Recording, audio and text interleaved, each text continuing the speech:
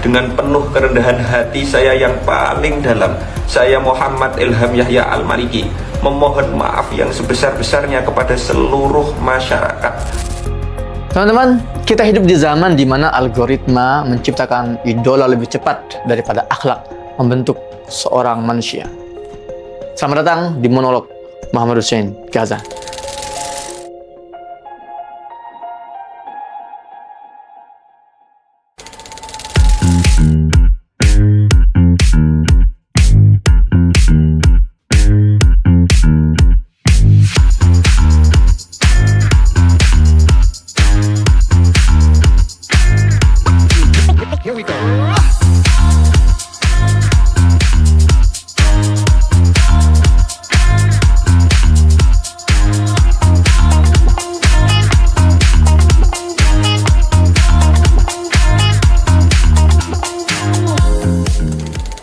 Teman-teman, sadar gak sih zaman kita ini semakin aneh, semakin kesini. Seseorang itu hanya butuh satu video untuk dianggap menjadi seorang yang kultus suci, perlu satu momen untuk dijadikan seorang pahlawan, butuh satu identitas untuk dianggap sebagai teladan. Padahal nggak satu pun dari itu semua menunjukkan jati diri sebenarnya orang itu. Kita akan coba menganalisa fenomena sosial. Ada 3 fenomena yang lagi rame. Pengkultusan Gus, euforia Zahran Mamdani wali kota New York, dan candunya generasi Z dalam medsos itu. Semua lahir dari satu penyakit yang namanya budaya glorifikasi instan. Kita nggak lagi melihat proses. Kita nggak lagi melihat nilai. Itu masalahnya. Kita hanya melihat siapa yang paling sering nongol di layar HP kita. Dan ini kritik buat umat. Terlepas umat apa ya, umat hari ini yang pasti terlalu cepat terpesona. Padahal musuh-musuh kita sedang sangat sabar membangun sebuah sistem. Tapi kita sibuk mengangkat idola. Dan ketika dia jatuh berkeping-keping, runtuh pula semangat kita karena idola itu runtuh. Medsos sekarang itu sudah bukan lagi sekedar platform, tapi ia adalah instrumen kontrol perilaku. Sejak awal, platform medsos modern seperti Facebook, Instagram, TikTok, ini memang ini nggak dibangun hanya untuk hiburan semata. Bahkan pendiri dan mantan engineer mereka itu pernah mengaku, kami ini menciptakan sistem ini untuk memanipulasi perilaku manusia. Gila gitu. Inilah yang dalam dunia intelijen barat disebut behavioral engineering, rekayasa perilaku.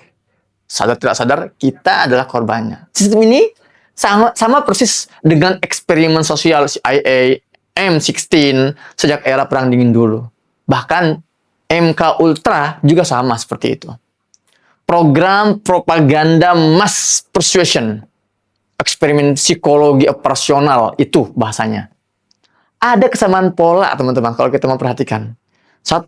Mengendalikan perilaku massa tanpa mereka sadar. Kedua, generasi Z dan Alpha ini dijadikan kelinci percobaan terbesar, dan itu terbukti, dan itu kita rasakan hari ini ya. Anak muda ini hari ini kalau kalian lihat paling lama online. Kemudian paling emosional terhadap likes dan komen di postingan-postingan medsosnya. Paling mudah untuk dipengaruhi oleh tren dan arus tren itu. Kemudian yang paling lemah juga dalam literasi kritis, nggak mau baca, malas baca, intinya seperti itu. Dan dalam perspektif intelijen, mereka adalah target paling ideal untuk eksperimen sosial. Kenapa? Karena mereka mudah dikondisikan. Mereka rutin mengeluarkan data emosional dan psikologis, ini digunakan untuk bahan-bahan produk mereka. Dan mereka juga mudah diarahkan untuk agenda tertentu. Dan yang paling parah itu adalah mereka tidak sadar bahwa mereka sedang dijadikan kelinci percobaan dalam sebuah eksperimen sosial. Yang ketiga, algoritma. Versi baru dari eksperimen psikologi CIA. Teman-teman, CIA dulu pernah bereksperimen dengan beberapa hal.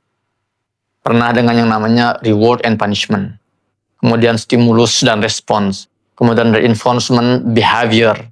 Dan hari ini platform medsos itu menerapkan hal yang sama, hanya dengan istilah yang berbeda, dengan pendekatan berbeda. Like sama dengan reward. Comment itu dopamin. Scroll itu namanya continuous reinforcement. Viral itu adalah positive conditioning.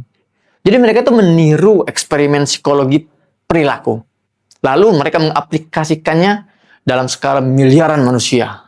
Dan kita adalah satu dari kelinci-kelinci tersebut. Ini bukan teori konspirasi. Ini ilmu psikologi operasional yang nyata. Poin keempat, intelijen barat. Itu khas mereka itu jelas mengawasi, mengontrol, dan mengarahkan narasi. Ada 3 tujuan inti. 1. Social conditioning. Membentuk pola pikir generasi muda agar konsumtif, apolitis, tidak kritis, dan yang paling penting, sibuk pada hal-hal yang tidak mengancam hegemoni barat. Artinya kita sedang didesain agar kita nggak kritis terhadap hegemoni barat, yang mana mereka adalah otak dari semua ini. Kemudian, naratif kontrol. Mereka mengarahkan apa yang anak muda, 1, bicarakan. Apa yang anak muda pedulikan. Apa yang anak muda percayai. Apa yang anak muda anggap benar atau salah. Bagi mereka, topik yang mendukung agenda akan dinaikkan. Namun, topik yang mengancam akan ditenggelamkan. Isu Palestina hilang dari peredaran media sosial. Ketiga, identity engineering. Menciptakan generasi yang mudah kehilangan jati diri. Kita banget gak sih? 1, gampang minder. 2, gampang kagum dengan barat. 3, kehilangan arah spiritual. 4, merasa hidup harus seperti influencer. Kita tertipu dan termanipulasi. Karena generasi yang tidak punya identitas, itu adalah generasi yang sangat mudah untuk dikontrol. 5, candu medsos. Desain. Ini bukan kebetulan, teman-teman. Karena semua indikator kecanduan itu sama indikatornya. Dopamin tinggi, kecemasan ketika tidak online, itu cemas. Harus online pokoknya. Ketiga, FOMO. Yang 4, sulit fokus. Kelima, ketergantungan validasi. Semua ini adalah efek yang dirancang, bukan efek samping. Jadi hati-hati. Dalam dunia intelijen, istilah ini disebut digital dependency syndrome. Dan tujuannya jelas. Siapa yang mengontrol dopamin generasi muda, maka dia mengontrol masa depannya. Ngeri emang, tapi ini adalah fakta. Dan ini adalah hal yang bisa dibuktikan secara empiris. Teman-teman, ini pesan penutup dari saya. Sudah waktunya kita berhenti mengukur kebenaran dari exposure. Berhentilah mengukur sesuatu nilai itu dari hal yang viral. Berhenti memuja figur dan mulailah membangun karakter kita sendiri, bukan karakter orang lain. Karena ketika musuh kita terorganisir, sementara kita sibuk dalam kelainan ini. Ingat, candu medsos pada anak muda itu bukan sekedar masalah individu. Ini adalah hasil dari puluhan tahun eksperimen psikologi yang disempurnakan oleh intelijen barat. Algoritma itu bukan sekedar kode, tapi dia adalah strategi geopolitik untuk mengendalikan arah generasi anak-anak muda, terutama kita. Jika dulu intelijen mengontrol bangsa dengan senjata, hari ini mereka mengontrol generasi dengan notifikasi. Dan anak-anak muda adalah korban paling empuk dari eksperimen sosial terbesar dalam sejarah manusia yang bernama algoritma. Teman-teman, saya mengajak kalian semua untuk mengunjungi channel saya yang baru bernama Meja Bundar Podcast. Di situ saya bertukar narasi dengan para aktivis-aktivis, para pemikir-pemikir muda, tua Indonesia. Kita membahas banyak hal dari sudut pandang baru yang jarang orang bahas.